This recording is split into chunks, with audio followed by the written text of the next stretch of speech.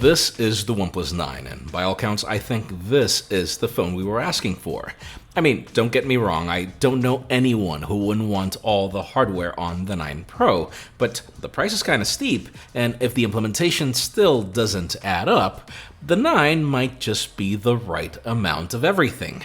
Now, what's interesting is that I think the dynamics of the flagship killer have changed a lot. See, back in 2014, the OnePlus One selling point was flagship specs for a crazy price.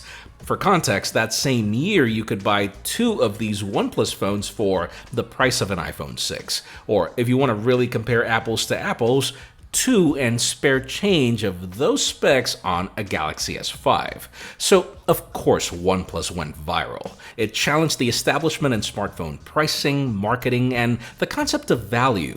It was proof that a good enough product at a no-brainer price could make every competitor look bad, and that's with minimal marketing spend and less certifications.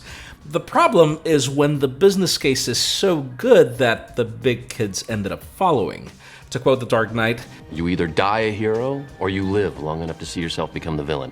Right now, every single flagship maker has their own flagship killer, and for a price that's caught up with the yearly price bumps from OnePlus. It's come to the point where the difference is so minimal that if the price can't save you, the implementation better be as lunar as all the hype and the marketing. I'm Jaime Rivera with Pocketnow, and this is our review of the OnePlus 9.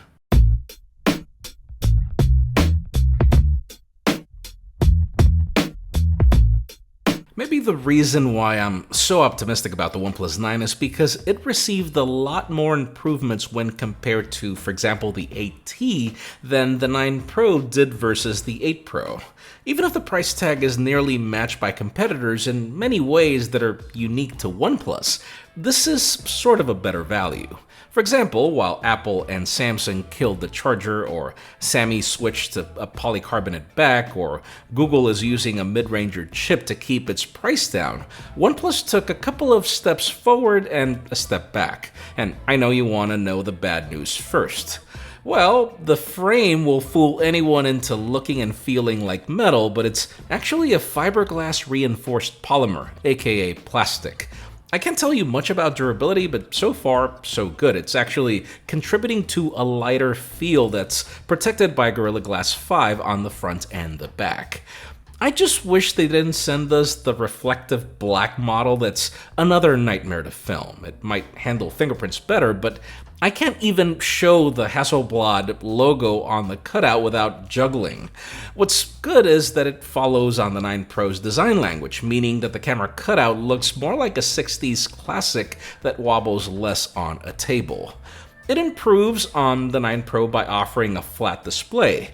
It might not be the same LTPO variable refresh rate, but the 6.5-inch OLED is still capable of 120Hz at Full HD+, supports 1100 nits of brightness, the P3 color gamut, and HDR10+. Colors are vibrant, viewing angles are great, like seriously nothing to envy from the Pro model. It supports the new Qualcomm acoustic platform for improved wireless audio and Dolby Atmos on its dual-firing speakers. Mainly because even if both devices are rocking OLED... Same story on the inside with the latest Qualcomm Snapdragon 888, but it beats last year's model in giving you the fastest RAM and storage at higher capacities based on how much you're willing to spend. We have the latest Wi-Fi and Bluetooth, and the same 4500 mAh battery of the Pro model, with support for the same WattCharge 65T that, by the way, also comes in the box. This would also be the first non-Pro OnePlus to support Qi wireless charging, which is not as fast as the Pro at 15 watts, but welcomed. It also doesn't include an ingress protection rating, but judging by the fact that the T-Mobile variant will include it, we're confident that the splash-proof claims will do more than that. Now, another step back from competitors is that this would be the only phone at this price range that does not support millimeter wave 5G. If you're the kind that cycles through phones once a year, you'll be fine. But those of you looking to play the long game, you might want to think twice. Now, given the current state of the infrastructure, I can't say that I've missed it though. With pretty good performance in day-to-day use on T-Mobile's 5G, where data speeds have been fast and reliable, and phone calls are loud and clear. It's also what I would call an all-day phone with pretty good battery performance, even with moderate to heavy use. Now, I did notice that some of your comments on my 9 Pro review claimed that we barely touched on Oxygen OS, but guys, that's because OnePlus didn't either. I don't think that much changed from their Android 11 update when we covered it back with the 8T's review, and that's actually great. It still is my favorite skin, even making stock Android look bad. You get the Google feed at the left of the launcher, you get the power menu with the power button, a choice for the OnePlus shelf of widgets with a swipe down or the notification shade, you get reading mode, Zen mode, gaming performance updates, and the stupid little things that I care about, like hiding notifications on the lock screen until my face is detected, or locking applications with the on-screen fingerprint scanner, or even the 3-way mute slider for quick access that I love. It's that OnePlus grasp on software that enables its performance and battery life, all while being silky smooth with all of the added refresh rate, and by the way, also while doing a really good job at software updates. More on that in a sec.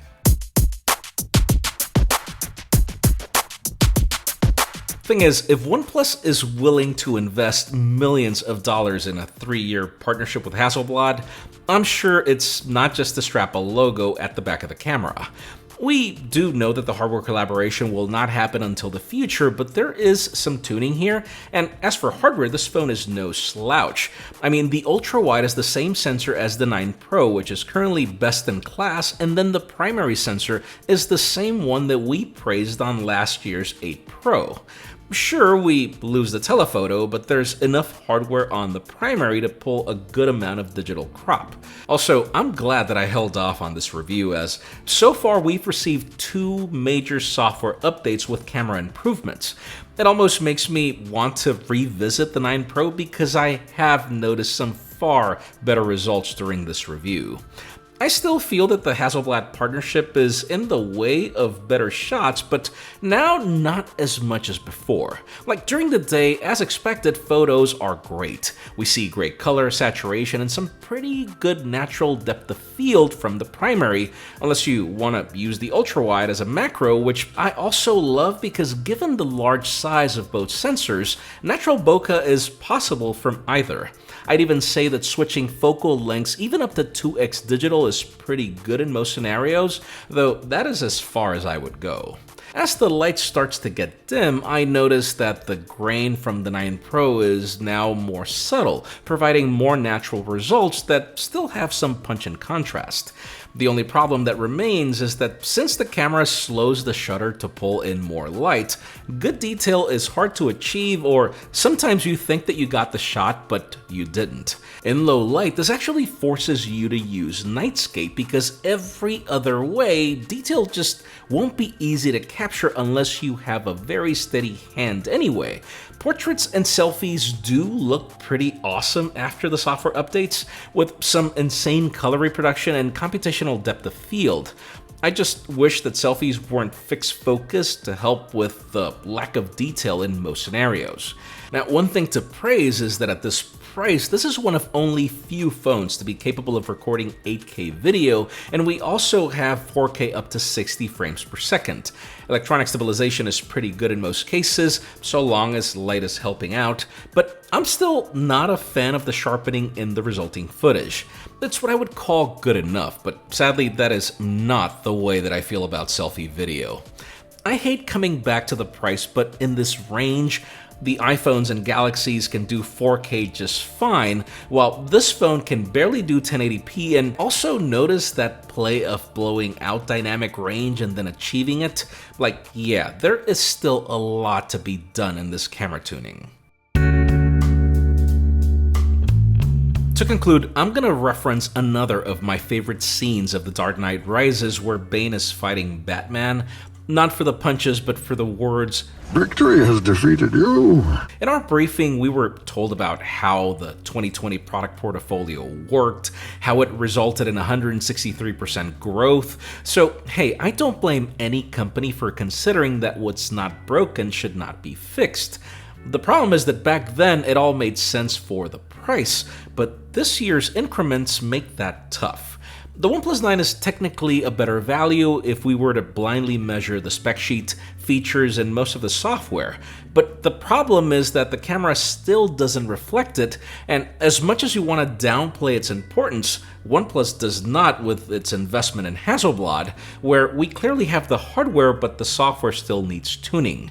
I seriously feel that Hasselblad should have been the one paying OnePlus for this partnership and not the other way around, because Oppo's Find X3 Pro was able to achieve wonders with the same ultra-wide sensor without any extra branding. And hey, I understand the importance of marketing perception.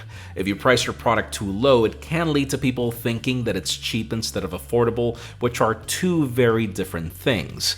It makes sense to price your phone below the competition, but not too low. The problem is that now the price can't save you if the implementation doesn't match the other competitors. So sure, you save a couple of bucks if you pick the OnePlus 9, and if you're a fan, I have no problem in recommending it, as this is probably the best flagship killer the company has ever made. I just wish that they would have priced it just a bit lower. A change in any of the digits would have made any of its competitors less compelling, because sadly, for the first time ever, those phones seem like a better value for this price bracket. To convince anyone to not pay a few extra bucks for a Galaxy S21 or an iPhone 12 over a OnePlus 9 is harder now than ever before. Let us know what you think about the OnePlus 9 in the comments down below, and while you're at it, follow us on social media and subscribe to our channel for more videos like this one. You can also follow me on my personal handles to see me struggle to film this phone and do so over and over again because it's so reflective. But anyways, please give this video a thumbs up if you like what you saw. I'm Jaime Rivera, thanks so much for watching. We'll see you on the next one.